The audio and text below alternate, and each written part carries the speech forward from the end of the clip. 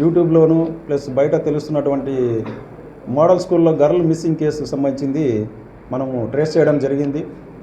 ఆ ట్రేస్ చేసిన అబ్బాయి మహేంద్ర నాయక్, వాడు 1 ఇయర్ నుంచి ఈ అమ్మాయి ఇన్స్టాగ్రామ్లో పరిచయం అయ్యి లవ్ చేసుకుంటూ నేను పెళ్లి చేసుకుంటా అని చెప్పేసి వీడు కాలేజ్ దగ్గరికి వచ్చి వీని బైక్లో మోటార్ బైక్ పల్సర్ బండిలో AP 39 JG 4444 నెంబర్లో ఈ అమ్మాయిని మోడల్ స్కూల్లో 9వ తేదీ ఆ రోజు పిలుచుకొని మా అన్న అని చెప్పి స్కూల్లోకి వెళ్ళి ఈ అమ్మాయిని తీసుకొని వెళ్ళాడు.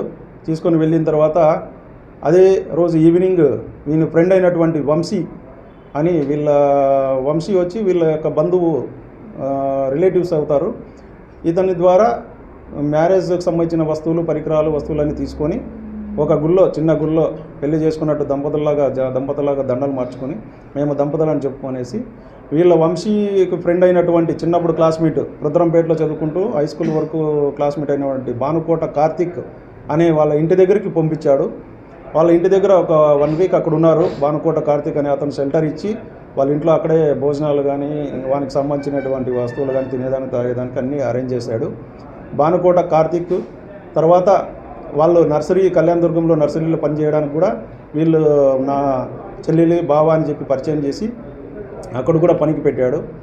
ఈ విషయాలు తర్వాత మనము అమ్మాయి ట్రేస్ చేసిన తర్వాత తీసుకొచ్చిన తర్వాత ఈ విషయాలని చెప్పడం జరిగింది. వీళ్ళు దానికి ఈ పోక్సో కేసులో సహకరించినటువంటి వంశీ మరియు వంశీ ఫ్రెండ్ అయినటువంటి కార్తీక్ చిన్నప్పటి నుంచి స్నేహితులు. ఆ స్నేహితులు కావడం వలన ఈ సహాయ సహకారాలు అందించిన దానికి వాళ్ళు కూడా ఈ పోక్సో కేసులో రిమాండ్కి జైలు శిక్షకు పోవాల్సి వస్తుంది. సో దయచేసి అందరికీ పత్రికా విలేకరుల ద్వారా నేను చెప్పడం ఏమంటే మైనర్ అమ్మాయిని తీసుకెళ్ళడం కానీ అమ్మాయికి సహకరించిన వాళ్ళు తీసుకుని వెళ్ళిన వ్యక్తికి ఫ్రెండ్స్ అని చెప్పి సహకరించిన వాళ్ళకి చట్టపరమైనటువంటి చర్యలు ఉంటాయి. సో దయచేసి మీ భవిష్యత్తును పాడు చేసుకోవద్దండి. అమ్మాయి విల్లింగ్ ఉన్నా, అమ్మాయికి నచ్చినా, అమ్మాయికి నచ్చకపోయినా మైనర్ అమ్మాయిని తీసుకుపోవడం అనేది చట్టపరంగా నేరం. దయచేసి అబ్బాయిలందరూ ఇది గుర్తించుకొని మీ భవిష్యత్తును పాడు చేసుకోకుండా ఇట్లా ఫ్రెండ్స్ని కూడా తీసుకెళ్లేటప్పుడు ఫ్రెండ్స్ని కూడా ఇది చేయడం తప్పురా అని చెప్పడం మంచిది. వాళ్ళకి సహాయ సహకారాలు అందించినామంటే జైలుకి పోతారు. సో ఈ విధంగా చేయకోకుండా మన పత్రికా విలేకరుల ద్వారా దీన్ని కొద్దిగా అందరికీ చేరేటట్టు చెప్పాల్సిందిగా కోరుకుంటున్నాను.